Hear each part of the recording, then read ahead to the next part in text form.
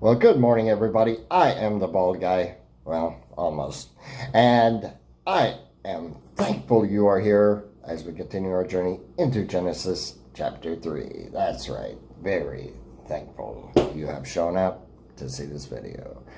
Okay, so now we're dealing with God's judgment. Okay. The son's entered the world. He's got Adam and Eve. He's got the serpent there.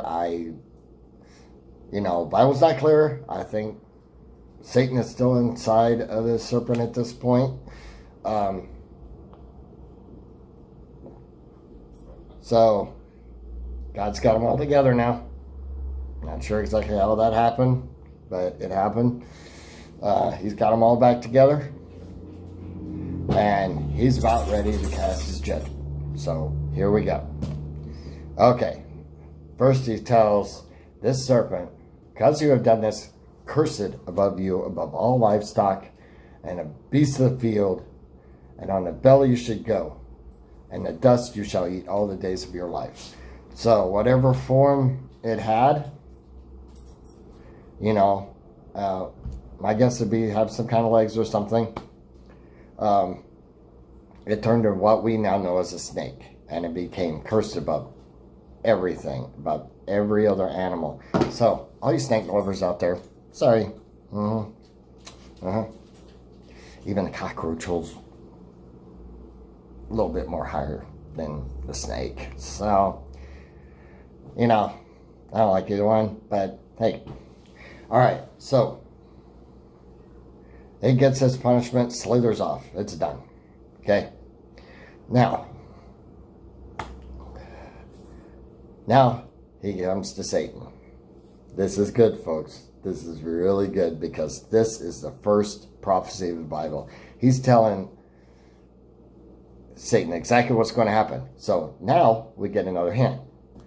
Satan doesn't know, or Lucifer does not know everything that God knows. Because he's telling him what's going to happen later on. So, we do know from that fact that Satan is kind of, sometimes plays it by ear. He doesn't have the mind of God, so he doesn't know everything in the future. Okay? God has to clue him in on that. So who's in control? That's right, folks. God is. So, what does he tell him? He tells him, basically, I am going to put a wedge into me in between you and the seed of the woman. That's right. You two are going to clash. Basically what that means. Seed of the woman. What is that?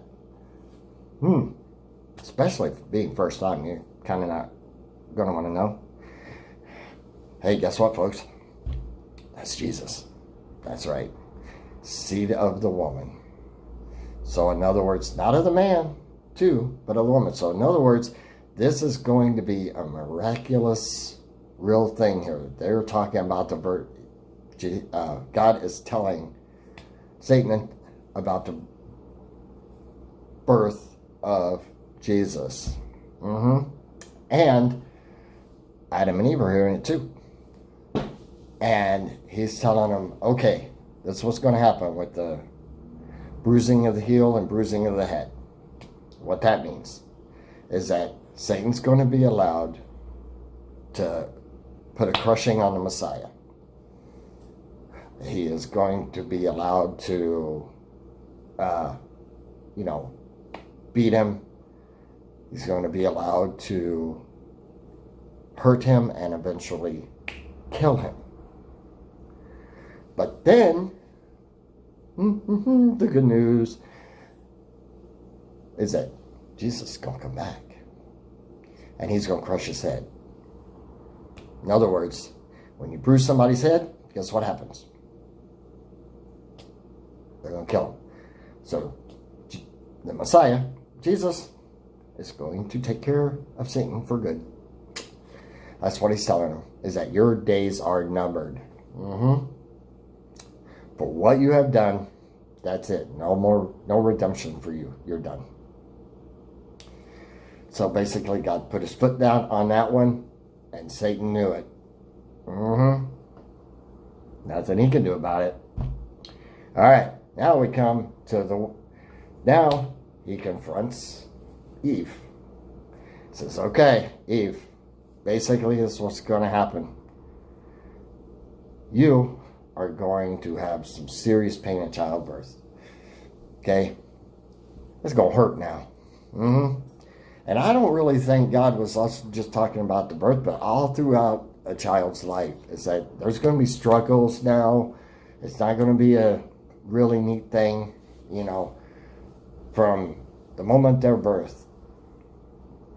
All throughout your life, you're going to have struggles with your children. And it's true. We do, don't we? Yep. Now, we're going to come to a part here that a lot of people misconstrued over this, okay? They get this wrong, all right? You can't get this wrong. Okay, where God says, your desire shall be for your husband, and he shall rule over you. Now, you got to understand this, okay, that when they were perfect, everything was perfect, okay? They were two. They were one, united, knew what each other was thinking. God is saying here is that now you guys are going to be clashing, okay? The man is supposed to be like the spiritual head leader of the household. Spiritual head lead of the household. Things are going to be different now. You guys are going to clash between who wants more power. Okay? I'm telling you, the man still needs to be the spiritual leader. That's what God is saying. Okay? And he's going to rule over you in that department. He is going to lead the family. He's supposed to. It doesn't happen today. The woman has to take that role. She shouldn't have to.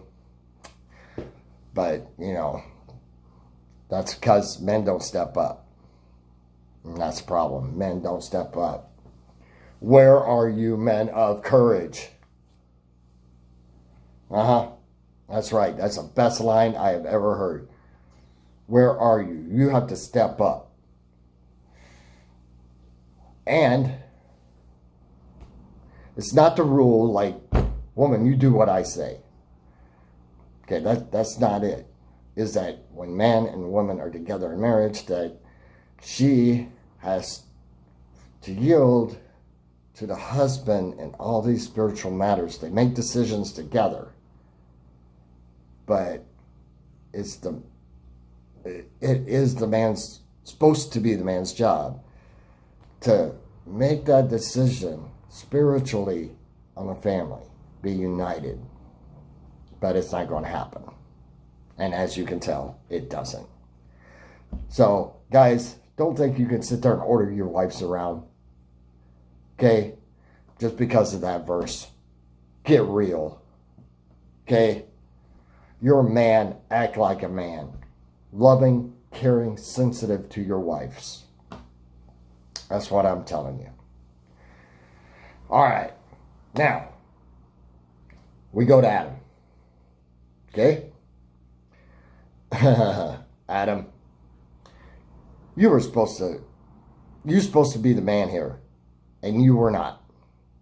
So now, what's going to happen here is that by sweat of brow, you're going to be working. Okay? And you guys are going to eventually die because of what you did. Sorry. Just like I told you, eat a fruit, you'll die.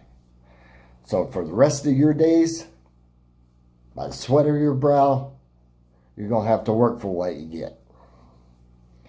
They're going to have to toil, and there's going to be hardships in life. He's telling them that things are going to be rough from now on. I'm with you. I'm going to help you, but things are going to be rough.